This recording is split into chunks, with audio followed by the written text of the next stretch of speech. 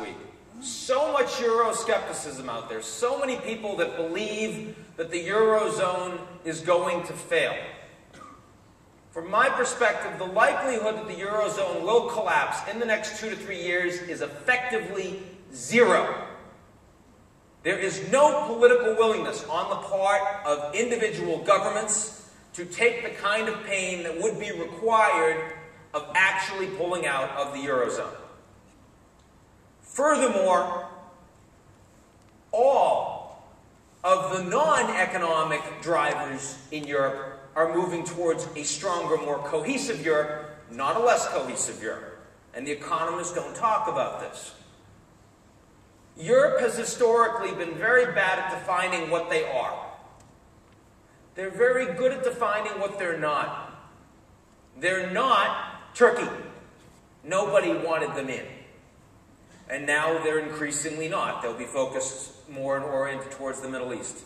They are not German imams that don't speak German. They're not French Muslims that wear headscarves. I am not suggesting this is good for the European economy. Indeed, demographically, it's probably negative. But in terms of social, political, and cultural harmonization of Europe, Europeans increasingly understand what they are not. And that is actually driving more strength.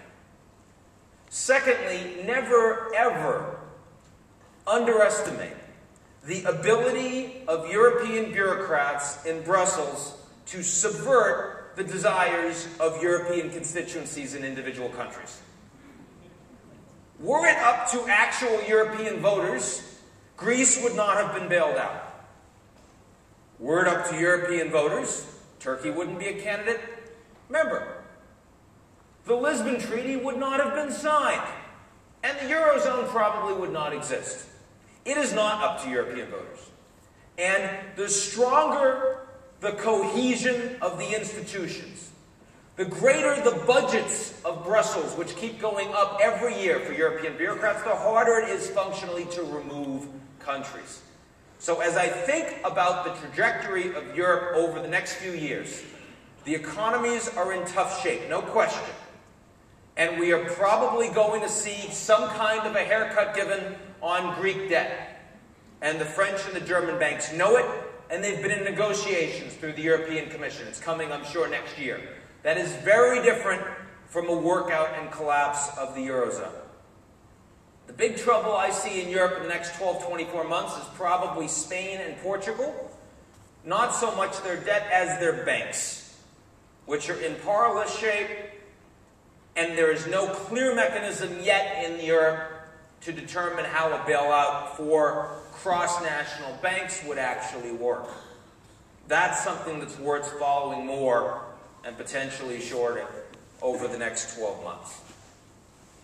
The country that's interestingly in the best shape in Europe right now is Great Britain. When's the last time you heard somebody standing in front of you talking positively about Britain? And yet, the best story in Europe in the last 24 months was the English elections. Not the outcome, per se, but the elections themselves. They were phenomenally boring. Phenomenally boring. Anyone that watched the debates, you had three parties, and all they were talking about was the fact that cuts were needed. Serious cuts were needed. They generally agreed on what kind of cuts were needed, how deep the cuts were going to be. It was like getting a root canal. And yet, you now have a government in place, a coalition government between the Conservatives and the Lib Dems, in principle for 5 years, that have the support of the British people to cut across the board some 20–25%. Nowhere else in Europe do you have that kind of political harmonization behind the tough message. Nor in the US, of course, nor in Japan. Furthermore, the Lib Dems are kind of stuck in this government. They're going to lose the referendum next May on changing the voting system, at which point they can pull out and they will have lost their local support, and then you have effectively a return to a two-party system. Or they stay in, keep their positions in cabinet for 5 years, and then you return to a two-party system. You've got stability in Britain.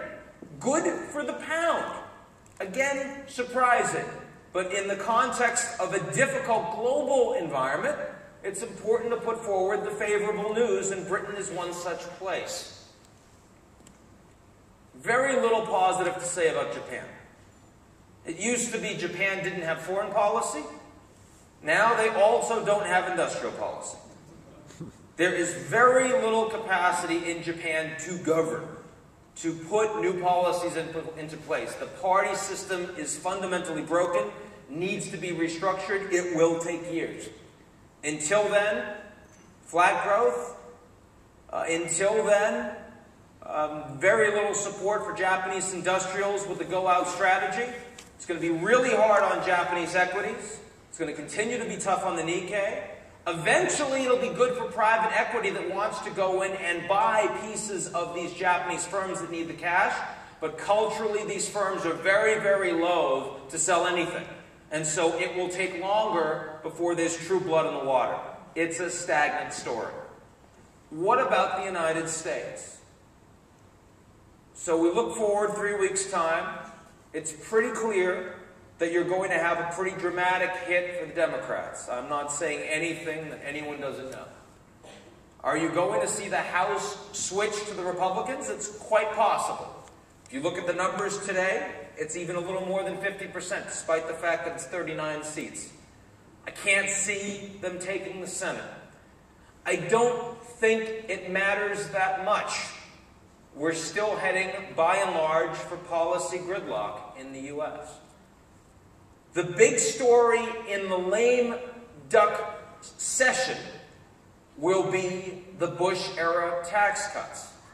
And the financial community seems to be positioning itself for a deal and an extension.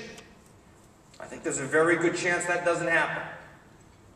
There's a very good chance that the Democrats, you're not going to see as many defectors as are presently expected, and that President Obama himself does not particularly want to turncoat on having taken a very strong position on not extending these cuts.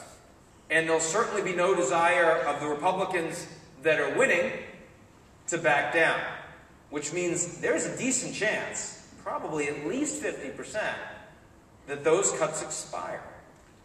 And that is going to hit the markets pretty hard in the U.S. Now, come next year, it'll be revisited, and something will get done. But that's ugly, and that takes time, and there's political damage in the interim. So I would be worried about that. Longer term, do I think we're going to talk about the deficit? Sure, it'll be the fundamental issue for 2011. Do I think we're going to see significant policy moves a la anything you have in Europe right now? Absolutely not. That's not where the government is going. If there's a positive story for the markets right now for 2011, it is free trade agreements. Panama, South Korea. I hear from the White House maybe something on Japan. Generally speaking, ideologically, this is an administration that wants to move towards more social leveling and more free trade. And the former is paid a lot of attention to. Generally, the latter is not. And that's a market positive. Those agreements, if they get through get through in 2011, I think there's a fairly good chance of that. So that's a bit of the developed world. Now, let me talk about some of the other places. First of all, I mentioned that when we talk about the Eurozone, I think there's effectively 0% chance of this Eurozone collapsing. Are there any big risks out there that I think really could hit? One that will not, that everyone seems to be talking about, is Iran. The likelihood of military strikes on the Iranian nuclear program before they actually go nuclear, also functionally zero. The new policy on a nuclear Iran we saw 2 weeks ago. $60 billion of offensive arms sales to the Saudis. Interestingly, the Israelis did not say boo. In fact, I heard there were some folks in the Israeli lobby, AIPAC and others, that initially came out to complain, and they were told quickly by the embassy, don't, it's okay.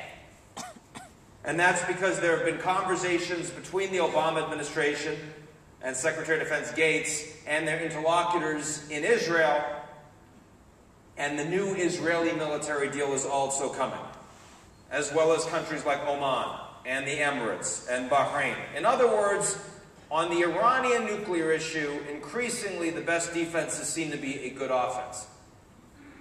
There's a recognition that you cannot attack these sites. The intelligence is not there. The program is too diffuse. No one is prepared to actually do it. The Iranians go nuclear. The concern about the oil markets comes off the boil, and we go on living. Long-term, arms race in the Middle East, clearly not stabilizing, but not something that clients need to worry about for the next 12, 24 months. That's another one I would not worry about near term. If there is one risk out there that I am seriously worried about for the next 12 months, it is South Korea. Because